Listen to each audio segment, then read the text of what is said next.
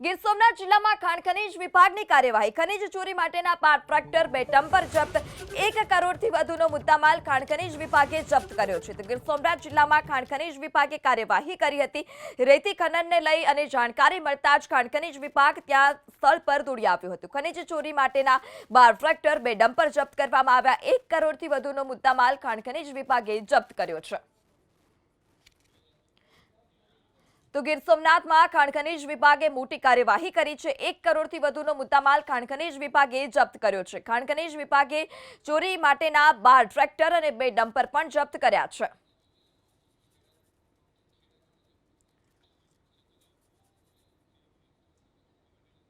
તો ગીર સોમનાથમાં ખાણ ખનીજ વિભાગની કાર્યવાહી જોવા મળી હતી. ડમ્પર જપ્ત કરવામાં આવ્યું છે. ખનીજ ચોરી માટેના 12 ટ્રેક્ટર અને 2 ડમ્પર પણ જપ્ત કરવામાં આવ્યા. આ સાથે જ 1 કરોડથી વધુનો મુદ્દામાલ જપ્ત કરાયો છે. ખાણ ખનીજ વિભાગને ખનનને લઈ માહિતી મળી હતી, જેને લઈ ખાણ ખનીજ વિભાગ ત્યાં ઘટના સ્થળ પર પહોંચ્યું હતું. ઘટના ગીર સોમનાથની કે જ્યાં ખાણ ખનીજ વિભાગે મોટી કાર્યવાહી કરી છે. 1 કરોડથી વધુનો મુદ્દામાલ પણ ખાણ ખનીજ વિભાગે જપ્ત કર્યો. ખનીજ ચોરી માટેના 12 ટ્રેક્ટર અને 2 ડમ્પર જપ્ત.